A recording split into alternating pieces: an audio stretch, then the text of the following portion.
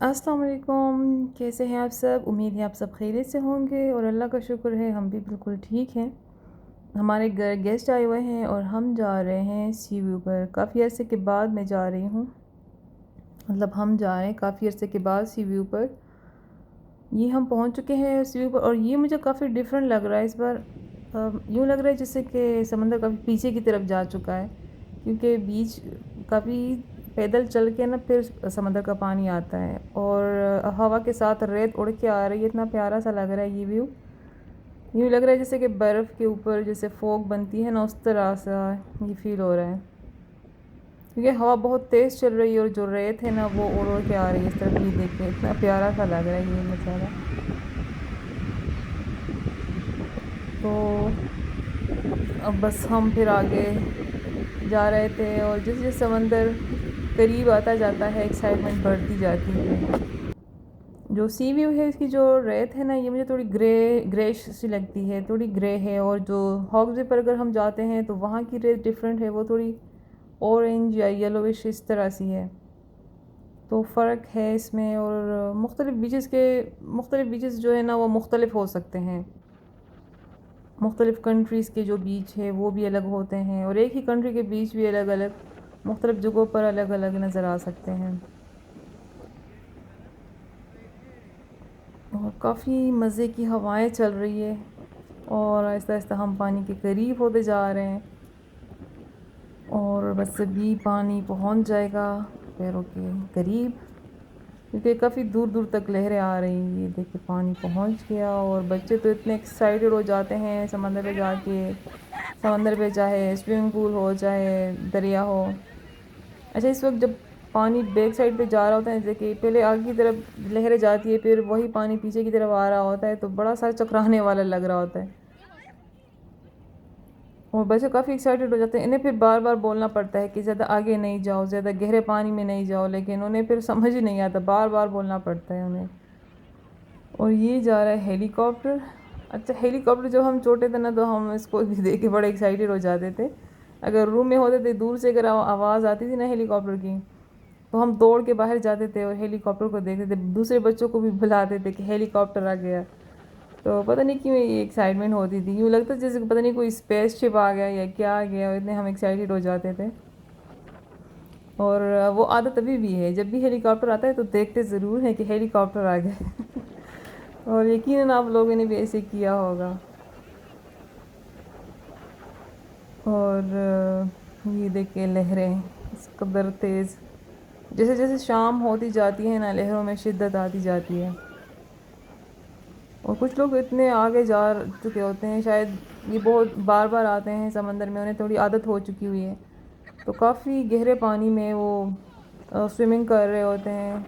और मुझे तो इतना डर लगता है काफ़ी, मैं बिल्कुल बच्चों को नहीं जाने दे रही थी आगे, लेकिन बच्चे सुन नहीं रहे थे, वो अपनी अपनी बस मस्ती में बस आगे आगे जा रहे थे।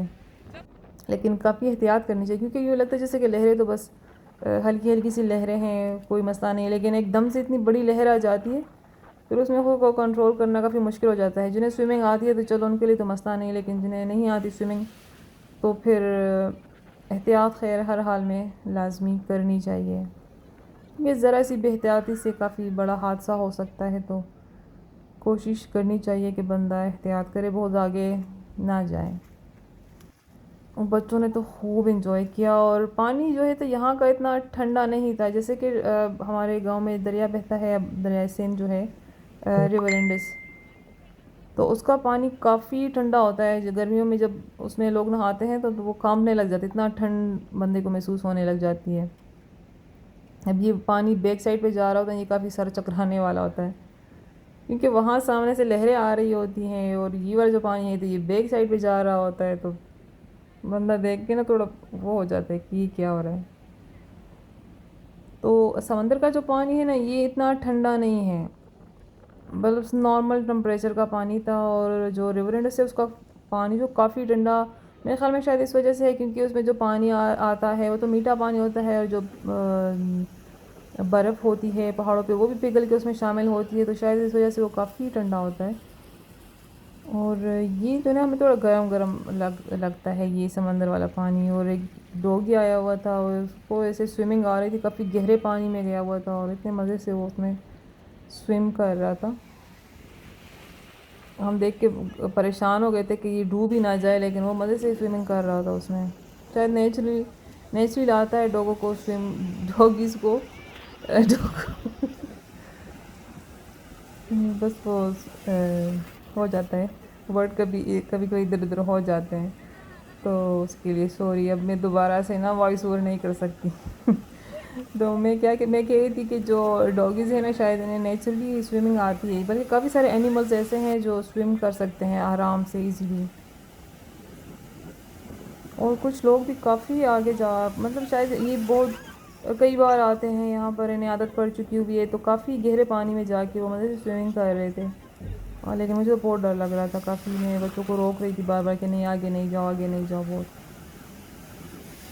लेकिन बच्चे तो इतने एक्साइटेड हो जाते हैं, इतनी एक्साइटमेंट बढ़ जाती है, तो फिर नहीं सुनते किसी की बात। तो काफ़ी सारा एंजॉय किया बच्चों ने। ये देखे लहरें किस कदर तेज़ हो रही है। अभी ऐसे ऐसे शाम होने लगी है, तो बस ये लहरें और भी इस तरह से तेज़ होती जाएगी। और हवाएं तो काफ़ी तेज़ चल रही थी। एक बर्ड रखा हुआ था वो उड़ के आ रहा था, समंदर की तरफ जाने की कोशिश कर रहा था, लेकिन हवाएं मुसलसल उसको पीछे की तरफ धकेल रही थी, ये वाला। ये बेचारा सामने की आने की कोशिश कर रहा था, लेकिन हवाएं उसको पीछे की तरफ धकेल रही थी। फिर सामने अंदर, फिर हवा से पीछे की तरफ धकेल दिया जाता, तो फिर बिलाखिर वापस ही मुड़ गया, समंदर की तरफ नहीं आया। फिर समंदर में ये कि मज़ा तो बहुत आता है सी व्यू पर, लेकिन बस जो एक बात मुझे नहीं अच्छी लगती वो ये कि रेत से बंदा पूरे कपड़े भर जाते हैं और फिर वो हटते ही नहीं है किसी तौर पर। हम भी जब आए थे, जब वापस घर गए, तो बस पूरा जो घर है ना वो हमारा रेत से भर चुका था। वो रेत फिर ख़त्म ही नहीं हो रही थी ना, कपड़ों से हट रही थी किसी तरह से।